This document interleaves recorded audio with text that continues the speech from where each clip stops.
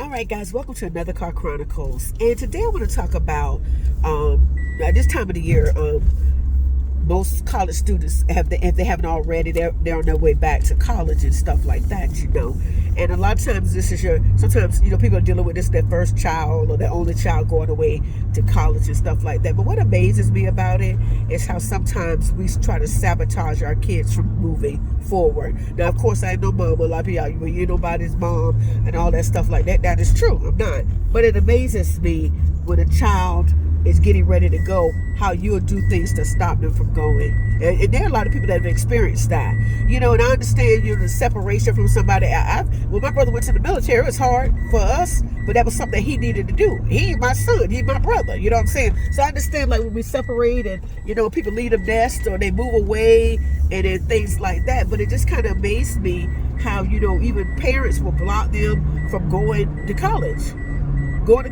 You know what I'm saying? And because because of their fears and stuff. And again, fear is a monster. If you let it control you, you're bigger than fear.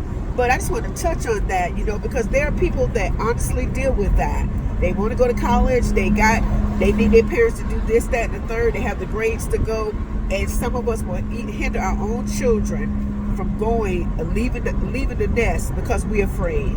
And they can't sit there and hold your hand for the rest of their life. That's not their job. Now, Jesus will hold your hand. Hebrews 13:5, y'all know about it. But it's amazing how some of these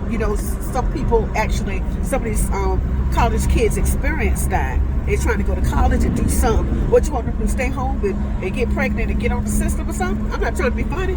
And there's nothing wrong with going to the colleges in the area, but they want to experience something outside of that, and it's time for them to take those leaps and bounds. When they go to the military and things like that, of course, it can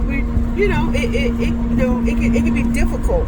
But you got people like that will actually stop. I ain't gonna help you if you go to that college. I ain't gonna help you. If you move, I ain't gonna help you. I ain't gonna do nothing. That kind of thing. And I've known people that experienced that before when they went to go to college. And folks say, "Well, you just don't know. You don't understand. You're selfish. You selfish. How you block your child from going to get a higher education? How do you do that?